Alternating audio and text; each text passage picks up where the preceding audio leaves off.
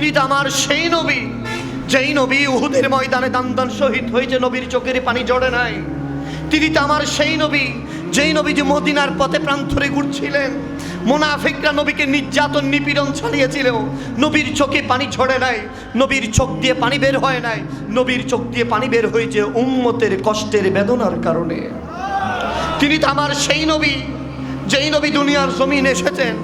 মা আমেনা বললেন, শুনে রাখো দুনিয়ার মানুষ, নবীজি এসেছেন, আসার পরে নবীজি ঠোঁট মোবারক খুলে জমিনে পড়ে সেজদা দিয়ে সর্বপ্রথম আল্লাহর শুকরিয়া আদায় করে উম্মতের জন্য কান্না করেছেন। তিনি তো আমার সেই নবী, যেই নবী দুনিয়ায় এসে ঘর বাড়ি চান নাই, টাকা পয়সা ধন দৌলত চান নাই।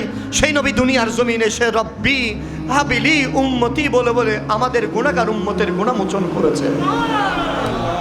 তিনি তো আমার সেই নবী, যেই নবী সেই ছোট্ট অবস্থায় নবীজি হালিমাতুস সাদিয়ার বাড়িতে চলে গেলেন, সেখানে এত কষ্ট এত কিছু করলেন।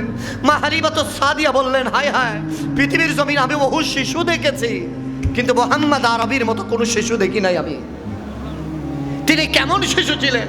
মা হালিমাতুস সাদিয়া বললেন, মুহাম্মাদুর রাসূলুল্লাহ আমার একজন সন্তান ছিল। মুহাম্মাদুর রাসূলুল্লাহ আমার এক পাশের স্তন থেকে দুধ পান করতেন, অপর পাশের স্তন থেকে দুধ পান করতেন না। আমি বারবার সেই স্তন থেকে মুহাম্মাদুর রাসূলুল্লাহ শিশু নবীকে দুধ পান করাইতে চাইতাম, কিন্তু মুহাম্মাদুর রাসূলুল্লাহ পান করতো না। হঠাৎ করে আমি এত চেষ্টার পরে কেন বিফল হলাম? আমার কাছে ইলহাম হয়েছে, এ হালিমাতুস সাদিয়া, আমি তো সেই আরবের নবী, সে মুহাম্মাদুর রাসূলুল্লাহ, আমি ন্যায় প্রতিষ্ঠার জন্য এসেছি। তোমার আরেকজন সন্তান আছে, তার জন্য এই স্তনের দুধ বরাদ্দ। আমি মুহাম্মাদুর রাসূলুল্লাহ সেখান থেকে দুধ পান করতে পারি না। আমি ন্যায় ইনসাফ শেখানোর জন্য আল্লাহ আমাকে হাবিবুল্লাহ বলে দুনিয়ার জমিনে পাঠিয়েছেন। আমি সেই নবী।